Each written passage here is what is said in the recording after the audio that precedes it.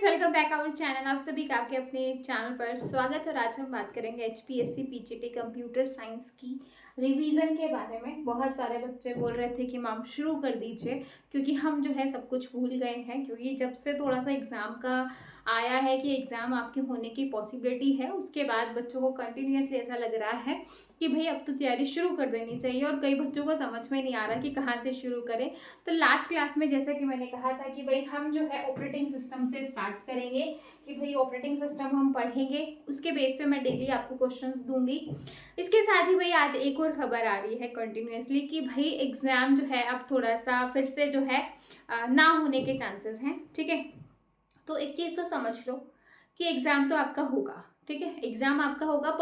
हो सकता है कि मई में ना हो, जो हमें लग रहा था कि भाई हो सकता है 15-20 मई को ही आपका पेपर हो जाए, है ना। तो हो सकता है मई में इलेक्शन होने की वजह से आपका एग्ज़ाम ना हो, तो मे बी जून में हो जाए, जुलाई में हो जाए। मतलब एग्ज़ाम तो आपका होगा, लेकिन वो कब होगा वो तो जब ऑफिशियल नोटिफिकेशन आएगी तभी अच्छे से पता चलेगा।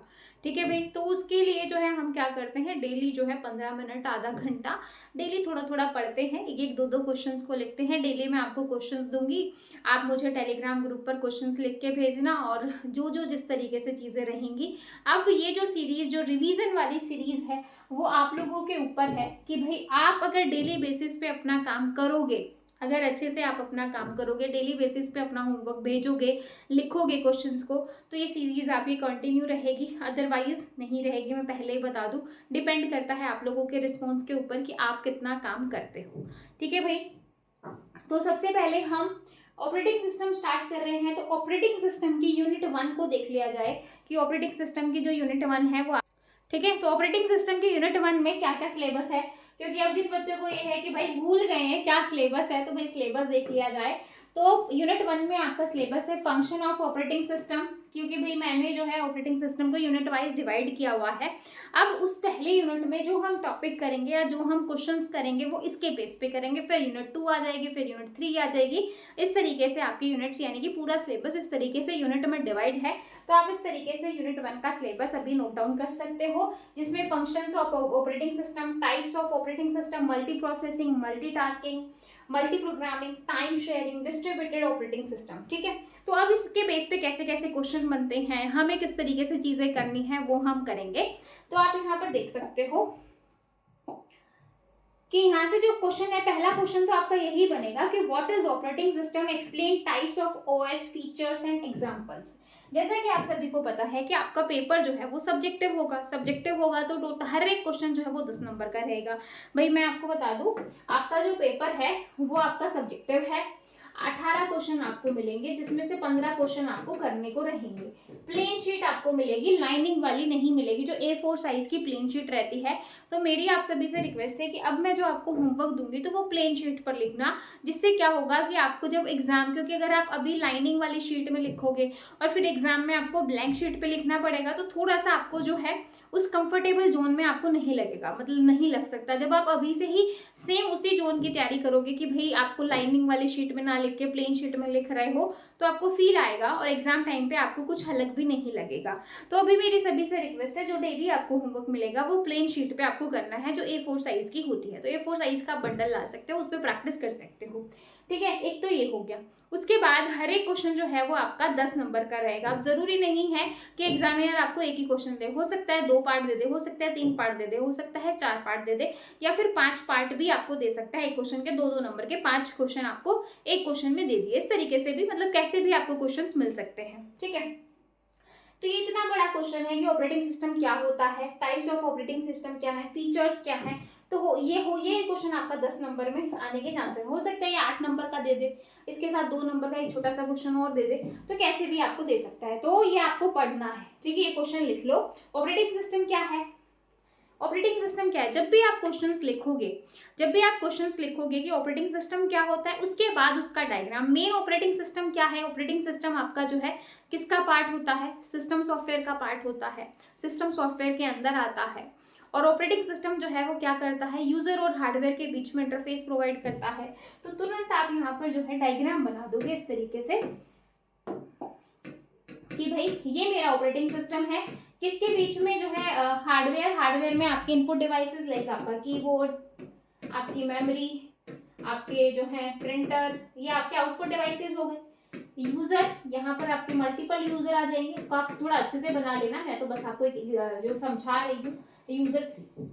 ठीक है, जब भी आप कोई भी क्वेश्चन लिखो, चाहे वो 2 नंबर का हो, चाहे वो 10 नंबर का हो, चाहे वो 5 नंबर का हो, कोशिश करो कि उसमें आप डायग्राम जरूर इंक्लूड करो। डायग्राम से चीजें क्लियर हो जाती है। जैसे ही आपने डायग्राम लिखा, तुरंत यहाँ पर डेफिनेशन लिखो कि भाई ऑपरेटिंग सिस्टम जो है वो सिस्टम सॉफ्टवेयर है, सिस्टम सॉफ्टवेयर के अंदर आता है, और जो है क्या होता है, हार्डवेयर और यूजर के बीच में हमें इंटरफेस प्रोवाइड करता है। ठीक है भाई, उसके बाद इसके आप जो है कि क्या क्या जो है इसके यूजेस हैं, एडवांटेज हैं, डिसएडवांटेज हैं, है ना, क्यों हम इसको यूज कर रहे हैं, तो ये सारी चीजें भी आपको जो समझ में आ रहा है उस तरीके से लिख सकते हो। ठीक है भाई, तो every computer system must have at least one operating system. भाई आपके मल्टीपल ऑपरेटिंग सिस्टम होते हैं, विंडो हो गया, यूनिक्स हो गया, लाइनेक्स हो गया, इस तरीके से आप कर सकते हो। गोल्स बता सकते हो कि ऑपरेटिंग सिस्टम के क्या गोल्स हैं, है ना। Application like browser, MS office, application software में ये सब आ जाएगा। ठीक है भाई, ऑपरेटिंग सिस्टम जो है वो आपको कम्युनिकेट विद द कंप्यूटर। ठीक है भाई, मतलब without knowing to speak the computer language, कि भाई कंप्यूटर आपको जो है ऑपरेटिंग सिस्टम क्या है कि बिना बिना मशीनी भाषा बोले आप जो है डायरेक्ट कंप्यूटर से इंटरेक्ट कर पा रहे हो। भाई अगर आप कहीं जापान में जा रहे हो और आपको जापानी लैंग्वेज नहीं आ रही है, तो क्या आप डायरेक्ट उनसे जो है कम्युनिकेट कर सकते हो? नहीं कर सकते। लेकिन कंप्यूटर के साथ करते हो कि नहीं करते? 24 घंटे आप काम करते हो, कि आपको 0 1 की भाषा समझ में आती? नहीं आती। वो किसकी वजह से आप काम कर पा रहे हो? क्योंकि ऑपरेटिंग सिस्टम है। ऑपरेटिंग सिस्टम आपको इतना आसान बना रहा है कि आपको उसकी भाषा समझने की जरूरत ही नहीं है। समझ रहे हो कि भाई वो कितना इंपॉर्टेंट रोल प्ले कर रहा है। ठीक है, तो ये है इसके यहाँ पर डायग्राम कि भाई आपका hardware and user operating system. तो इस तरीके से आप डायग्राम, ये हिस्ट्री है आपके ऑपरेटिंग सिस्टम की, है ना। जब इस तरीके से 10 नंबर का क्वेश्चन आएगा तो ये सारी चीजें आप बता सकते हो। मार्केट प्लेस में कौन कौन सा ऑपरेटिंग सिस्टम कितना कितना है, विंडोज सबसे ज्यादा हम यूज करते हैं। ठीक है भाई, तो इसके बाद जो है ये सारे ऑपरेटिंग सिस्टम, जो भी डायग्राम था वही।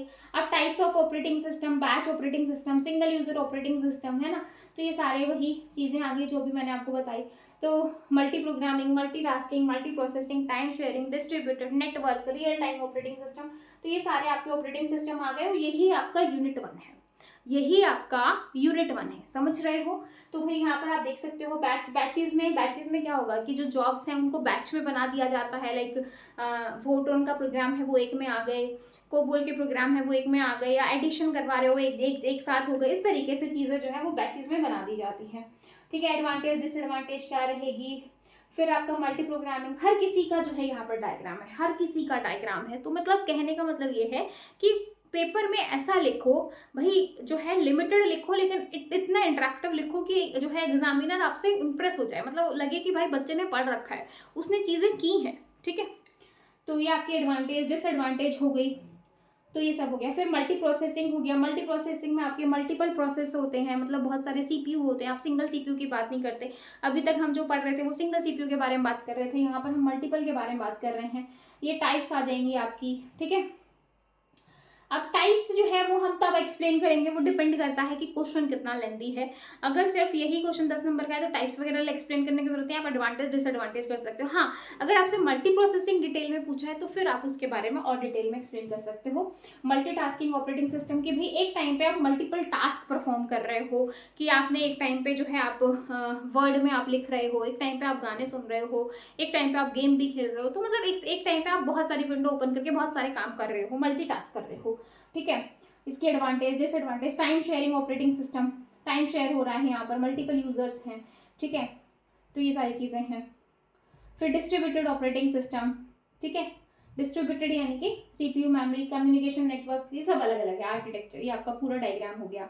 इसके बाद जो है नेटवर्क ऑपरेटिंग सिस्टम, कि भाई ये system run on a server and provide the capability manage the data, user, security, ये सारी चीज़ें मैनेज कर रही है, मैनेज हो रहा है। ठीक है, इसमें भी इसके टाइप्स और ये सब हो गया। ठीक है भाई, अब ये रियल टाइम ऑपरेटिंग सिस्टम हो गया। रियल टाइम ऑपरेटिंग सिस्टम क्या है? ठीक है, इसके टाइप्स, हार्ड और रियल में क्या डिफरेंस होगा, मतलब एक सिंगल टॉपिक पे भी आपसे क्वेश्चन पूछ सकता है।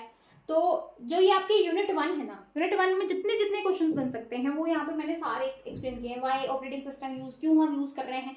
मे भी 2 नंबर का क्वेश्चन आपका इसी टॉपिक पे आ जाए कि वाई ऑपरेटिंग सिस्टम हम यूज की, हम ऑपरेटिंग सिस्टम का यूज क्यों कर रहे हैं। तो भाई कोई भी क्वेश्चन आ सकता है। ठीक है, तो function of operating system, memory management हो गया, प्रोसेस मैनेजमेंट हो गया आपका, है ना। प्रोसेस मैनेजमेंट में फिर आपका डिवाइस मैनेजमेंट, फाइल मैनेजमेंट, आपका जो है यूजर इंटरफेस, फिर आपका जो है ये तो इसी में आ जाएगा सब, ठीक है।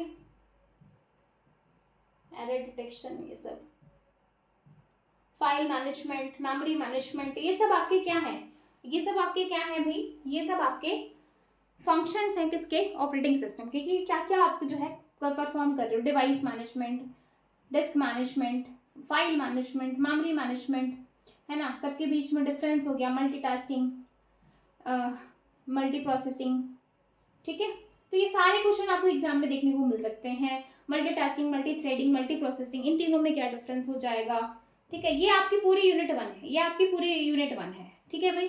अब मुझे आपको ये बताओ कि यूनिट 1 के थ्रू मैं आपको इस तरीके से समझाऊं, मतलब पूरी यूनिट पढ़ाऊं, या फिर डायरेक्ट क्वेश्चन दे दूं, क्योंकि देखो पढ़ तो हमने पहले ही रखा है, तो मैं सोच रही हूँ कि भाई मैंने आपको यहाँ पे टॉपिक बता दिए, ये टॉपिक्स हैं, ऐसे ऐसे क्वेश्चन आ सकते हैं। उसके बाद मैं आपको क्वेश्चंस दे देती हूँ कि भाई ये क्वेश्चन आपको घर से लिखना है। जब डेली आपको एक एक या दो दो क्वेश्चन मिलेगा तो आपका एक रूटीन सा आ जाएगा कि भाई इस तरीके से हमारी चीजें हो रही हैं, ठीक है। तो आपको अभी रिकॉल हो गया होगा कि भाई हमने यूनिट 1 ऑपरेटिंग सिस्टम में, जिसमें ऑपरेटिंग सिस्टम आता है, उसकी टाइप्स आती है और उसके फंक्शंस आते हैं, ये है। अब उसमें किसी के ऊपर भी टाइप्स में डिफरेंस पूछ सकता है, डिटेल भी चीजें पूछ सकता है, कैसे भी क्वेश्चन आपसे पूछे जा सकते हैं, ये आपको एक आइडिया हो गया होगा, ठीक है। अब आज है हमारा क्वेश्चन ऑफ द डे कि भाई अब जो है क्या आपको क्वेश्चन करके लाना है। ये पूरी यूनिट है जो मैंने अभी आपको बताई ना, ये पूरा यूनिट है, ठीक है। अब आज का क्वेश्चन आपका क्या है वो देखो, ये हमारा आज का क्वेश्चन है जो कि आप लोगों को करके लाना है। ये जो है हमारा आज का क्वेश्चन है जो आप लोगों को करके लाना है, ठीक है भाई। क्वेश्चन ऑफ द डे है हमारा जो आपको करके लाना है, ठीक है भाई। अब ये जो क्वेश्चन आप करोगे इसी के ऊपर डिपेंड करता है हमारी क्लासेस, नहीं तो फिर मैं यूजीसी नेट की क्लासेस कंटिन्यू करूंगी। अगर आप डेली अच्छे से काम करोगे तो भाई डेली 15-20 मिनट की क्लास आपकी भी हो जाएगी, ठीक है। तो पहला डिफरेंशिएट है प्रोसेस और प्रोग्राम के बीच में क्या डिफरेंस होगा, लिख लीजिए अपनी कॉपी में। आपको डिफरेंस करना है प्रोसेस और प्रोग्राम के बीच में। मैं चेक करूंगी कि आप किस तरीके से लिख रहे हो, क्या गलतियां आ रही हैं, क्या चीजें हैं, वो सारे जो है वो चेक करके मैं बता दूंगी कल वाली क्लास में। फिर नेक्स्ट क्वेश्चन आपको करना है मल्टी प्रोग्रामिंग और मल्टी प्रोसेसिंग में क्या डिफरेंस होता है। नेक्स्ट क्वेश्चन है आपका मल्टी प्रोग्रामिंग और मल्टी प्रोसेसिंग में क्या डिफरेंस होगा। एंड थर्ड है आपका जॉब शेड्यूलिंग और सीपीयू शेड्यूलिंग में क्या डिफरेंस होगा।